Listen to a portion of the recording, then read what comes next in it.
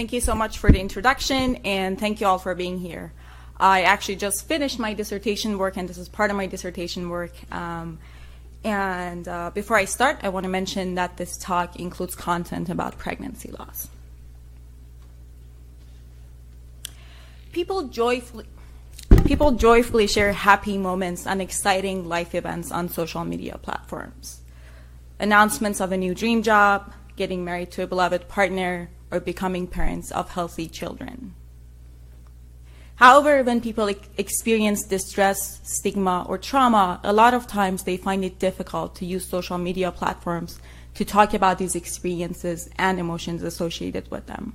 And then as a result, a lot of times they end up suffering alone and isolated. In fact, literature suggests that a lot of times people need to be able to talk about these experiences and emotions associated with them. However, a lot of times they don't do so because of impression management concerns, privacy concerns, and social risks. But if people do disclose, they may potentially benefit from the social support or other kinds of positive impacts and outcomes that may follow disclosures. These disclosure decisions and the forms that they take are really challenging and complicated decisions that people make. And in this work, we investigate how people make these disclosure decisions and why they do so on social media platforms when they experience distress and stigma. One such experience that is difficult to talk about and seek support for is pregnancy loss. In fact, pregnancy loss is an experience, it's one of the most common complications in pregnancy, and it happens in approximately 20% of recognized pregnancies in the US, and yet 55% of Americans think that it's a rare event.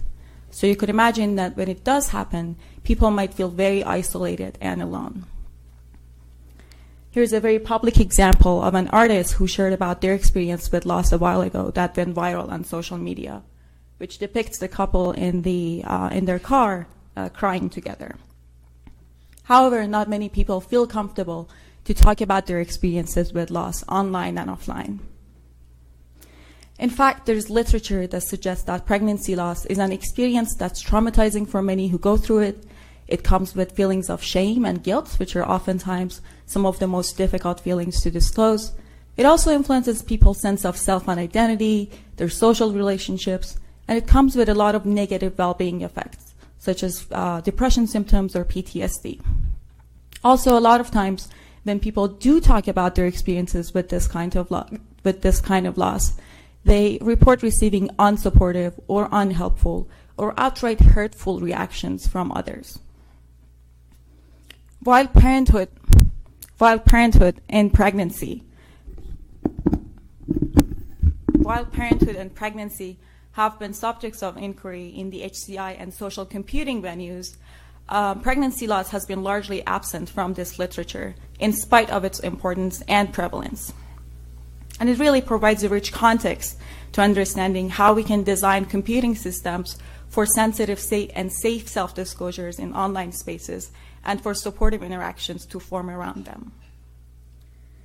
So the question for this work was, why and how do people who have experienced pregnancy loss decide to disclose feelings and experiences related to this event on social media? We answered this research question through a series of 27 semi-structured interviews with women who had experienced pregnancy loss. I'm happy to go over more details about participants and data and recruitment, but briefly speaking, these were interviews with 27 women who had experienced pregnancy loss within the past 2 years, who used social media, were over 18, and lived in the US. I conducted all the interviews, and I did thematic analysis on the interview data, starting by line coding, and then I discussed the emerging theme with my co-authors. This analysis resulted in this framework that we introduced, which explains disclosure decisions of stigmatized information, stigmatized experiences on social media platforms. It includes societal, network level, self-related, audience-related, platform and affordance-related, and temporal decision factors. While the interviews did not focus on any particular social media platforms, In this talk and in this paper, we particularly talk about the disclosure experience on Facebook for two reasons. One, Facebook is a platform that does not allow anonymity for the most part. And also, people are typically connected to others that they somehow know. So they're connected to their friends and family members and colleagues and old high school friends. And these two criteria really made it a really unique context for people when they thought about disclosing their pregnancy loss.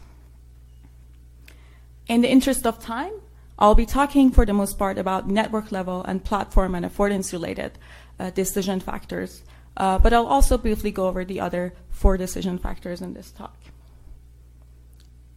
Sometimes people disclose the loss on Facebook for remembrance purposes, because they wanted to take control of the parenthood narrative, because they wanted to share about the loss as a way of healing, and because they wanted to elicit social support. So as you see, seeking social support was only one factor among many other factors that informed disclosure decisions on the site. Sometimes people disclose the loss because they were inspired and motivated by seeing other people's disclosures of pregnancy loss on the site and by seeing positive and supportive responses to them.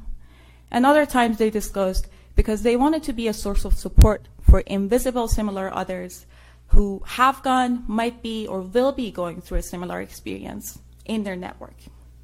These two observations led us to introduce a concept we call network-level reciprocal disclosures. These are disclosures that happen as a result of perceived reduction in stigma, and they do not happen in response to any other particular initial disclosure, and they do not happen because people want to maintain or strengthen any particular social tie. Some, but not all of these network-level reciprocal disclosures happened in the context of social media awareness campaigns that encouraged people to share their own personal stories with their loss. And these campaigns provided an additional layer of safety for people who might not have disclosed about their loss otherwise. Here's an example. I came to the decision to make it public on Facebook this past week, actually, because a good friend of mine, she posted her experience about having a stillbirth. I saw that everyone was being very supportive of her. All of my fears seemed like silly fears now. Not feeling woman enough, feeling like a failure. I feel like she was very brave to post that because it's such a sensitive personal issue. She really inspired me to post about my miscarriages. Participants felt less alone and more safe to talk about their own experiences with loss after they saw that other people that they knew in their network talked about their own experiences with loss. Platform and affordance-related factors also inform disclosure decisions in different ways. So I'll go through these one by one. One-to-many disclosures. The prospect of having individual conversations about the topic that was very, very emotionally charged and difficult was extremely painful for many people. So then they decided to engage in one-to-many disclosures that Facebook, for example, provides in order to be able to avoid a lot of painful one-on-one conversations. This person said, the easiest way to tell a lot of people that something drastic has happened to in your life without having that one-on-one conversation over and over and over again is to just put it out there and be like, this is the thing that happened and my entire life is changing. Asynchronous communication allowed people to be able to take care of their own feelings rather than other people's feelings in times of distress. This person said, I didn't want to talk to people about it because I didn't want to deal with their feelings about it. I don't want to deal with somebody else's tears about it. You don't have to do that on Facebook. Asynchronous communication, prior research has suggested that it's helpful, for example, because it lowers the cost of communication, and it also enables more deliberate self-presentation. Here we see that these kinds of sensitive disclosures, for example, in the context of pregnancy loss, are another context within which asynchronous communication is appreciated. And finally, anonymous participation in other online spaces, because that's not something that happens usually on Facebook, allowed some people to then come to an identified context, like Facebook, and talk about their experiences with loss. This person said, I think that sharing on Baby Center, it's a site that allows pseudonyms, gave me the courage to do it on Facebook. I think if I had not shared before, I would not have known what to share. I would have been very worried about it. A lot of the prior work has suggested that anonymous participation is helpful because it allows people to talk about stigmatized experiences and seek support on social media platforms.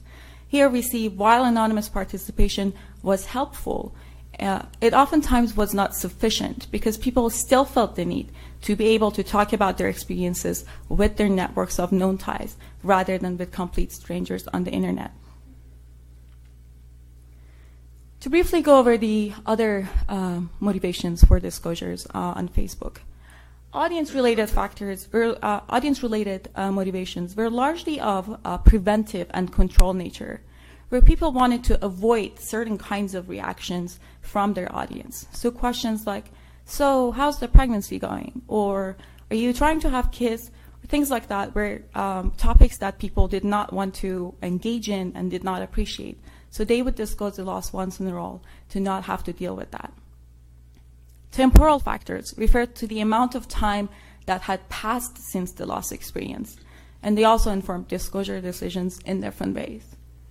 And disclosures motivated by societal factors were largely of activism nature, where people wanted to activate their networks for political action, for example, by signing petitions, or raise awareness and educate others. Pregnancy loss is an experience that is largely absent from societal narratives. And by talking about it on Facebook, people wanted to contribute to actively constructing this absent societal narrative. In summary, in this work, we introduce this framework which explains disclosure decisions on social media platforms in stigmatized contexts like pregnancy loss. Importantly, we find that social media provides a context within which reciprocal disclosures can happen at the network level. So how is this different from dyadic and non-computer mediated contexts where reciprocation happens? In those contexts, I disclose something to you, and then you disclose something to me with a relatively similar level of intimacy, and that's called reciprocal disclosure. It's one of the most consistently found and supported phenomena in the communication literature, especially in lab studies. Here, though, we introduce network-level reciprocal disclosure, building on that literature. But these are broadcast disclosures that are motivated by seeing other people's disclosures. They happen as a result of perceived reduction in stigma. And they do not happen because they're in response to any other particular disclosure. And they do not happen because they are meant to strengthen or maintain any particular social tie. This framework and the network-level reciprocal disclosure can also be used to think about other kinds of stigmatized disclosures on social media platforms, such as what we've been seeing with #MeToo recently. This work also has design implications. One broad theme that we can think about when we're thinking about designing for sensitive disclosures and support seeking is designing for network-level reciprocal disclosures to happen. For example, through enabling finding similar others within networks of known ties, or providing insights about the prevalence of an experience within one's network. If you're interested in this, there is this other publication that I'm happy to talk about later, or you can check it out, which really focuses on the design aspects, translating some of these findings into design prototypes. Also, social media platforms could think about including difficult life events, such as pregnancy loss, as default life event choices. So while you can go on Facebook, for example, and customize and create your own life event, social media platforms and the choices that they make about default choices can inform social norms and can inform what is considered appropriate and what is considered life event enough to be considered a life event on the platform. So with that, I'll end with a few takeaways. One, in this work, we provide a decision-making framework explaining stigmatized disclosures and support seeking on social media. Within this framework, we introduce network-level reciprocal disclosure as a novel theoretical concept that can motivate social computing system design to better facilitate sensitive disclosures and support exchange. We highlight complementary and unique roles of anonymous and non-anonymous / identified disclosures. And we highlight the role of social media awareness campaigns in facilitating disclosures that would not have occurred otherwise. And with that, I would like to thank my advisor and co-author on this paper, Andrea Forte, participants who shared intimate stories of loss, the many individuals who helped with the recruitment efforts, reviewers and ICs, and the grant that supported this work. And I'm happy to take questions now.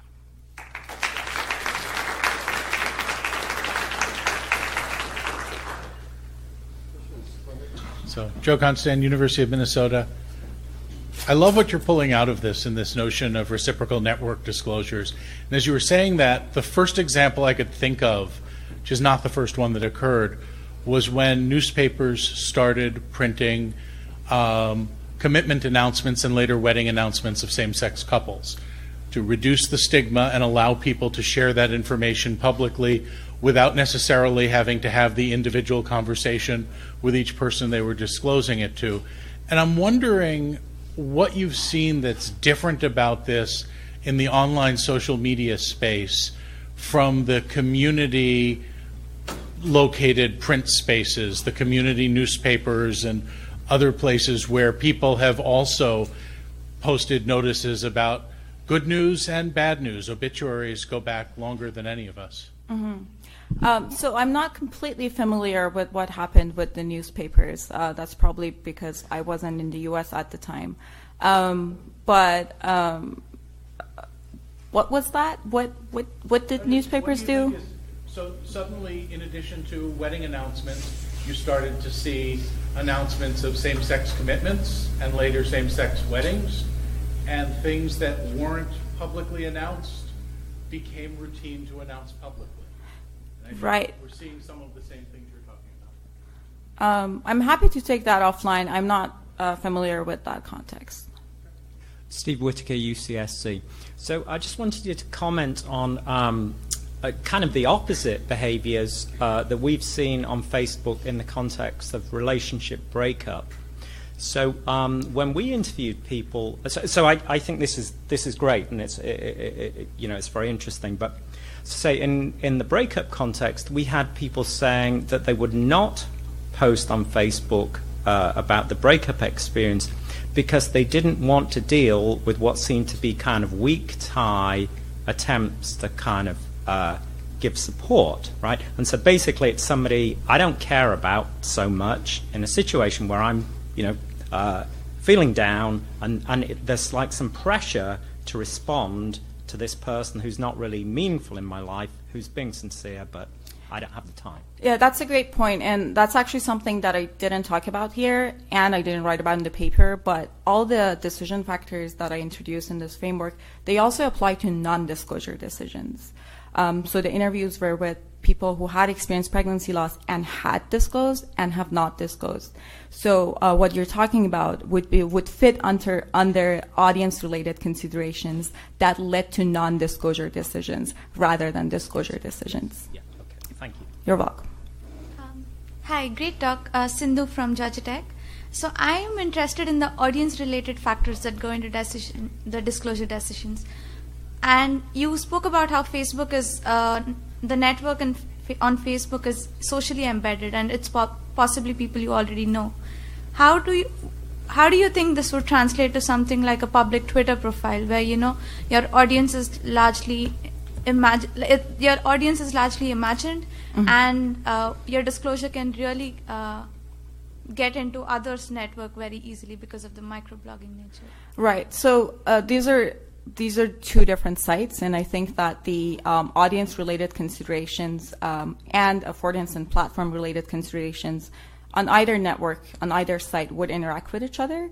So I think that on Facebook, the identifiability of information plus considerations related to audience response, that plays into disclosure decisions. And then on Twitter, though, the kinds of audience-related considerations that inform disclosure decisions, I think, are then interact with potentially being able to be anonymous and use pseudonyms. But I think that the kinds of responses that people get, regardless of the platform, is something that they consider and anticipate. What kind of a response am I going to get if I do disclose on Twitter, or on Facebook, or on Reddit, or wherever? And then those kinds of considerations inform disclosure decisions, leading to disclosure or non-disclosure. Thanks. I'm afraid we're out of time for questions.